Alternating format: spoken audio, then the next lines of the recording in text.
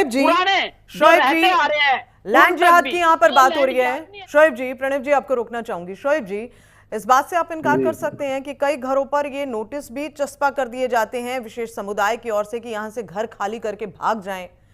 ये सब बातों से आप क्या, इन सब बातों से अनभिज्ञ हैं आप? क्या ऐसा हुआ नहीं है?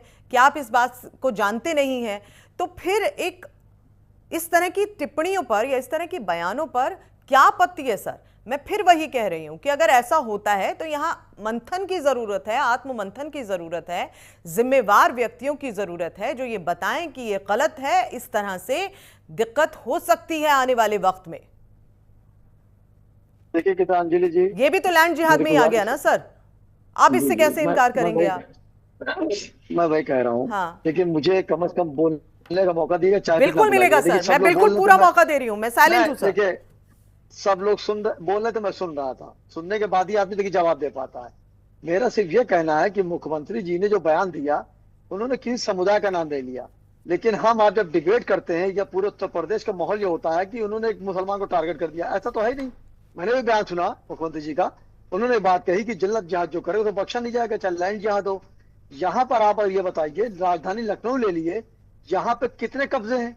मैंने भी एलडीए का नाम दिया तो आपने फौरन डिबेट को दूसरा रुख मोड़ दिया। जो सरकारी महकमे है, एलडीए है, आवास विकास है, ये शहर बिल्डरों को आप यकीन जानिए गीतांजलि जी, मैं भी एडवोकेट हूं, मैं जब जानता हूं कि सब कब्जा करके बड़े बड़े बिल्डिंग बनाए हुए हैं। लेकिन योगी आदित्यनाथ जी ने जब एक्शन लिया तो कुछ तोड़ी गई, ऐसा नहीं है। उसके बाद उन्होंने फ्लैग बेच बेच के भाग गए, जिनके पैसे चले गए आते मिले नहीं, उस पर कार्रवाई कब होगी?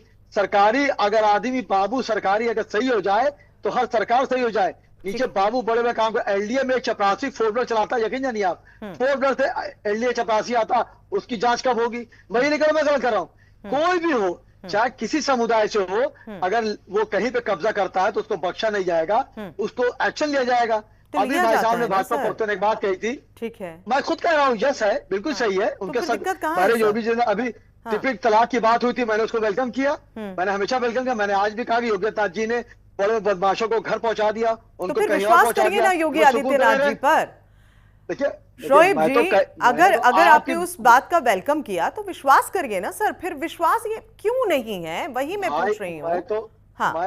मैं तो उनकी बात को लब्बैक कह ही रहा हूँ, वो जो कानून बनाए मैं फॉलो करूंगा। बस यहाँ पे इतनी सी बात आती है जहाँ पे हल्का सा मूवमेंट होता है, ठीक है, कि जब संविधान बना है सबके लिए बराबर बना है।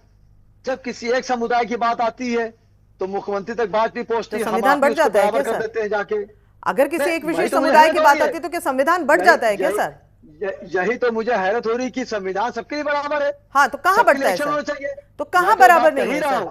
हाँ, मैं वही तो पूछना चाह रही हूँ सर, कहाँ बराबर नहीं है? आपत्ति है कहाँ? वेलकम आप कर रहे हैं मुख्यमंत्री योगी आदित्यनाथ की किसी नीति का, लेकिन उसके बाद में यहाँ पर आप कह रहे हैं कि नहीं, ऐसा नहीं है, विशेष समुदाय को टारगेट किया जा रहा है। विशेष समुदाय को टारगेट क्यों किया जाएगा सर?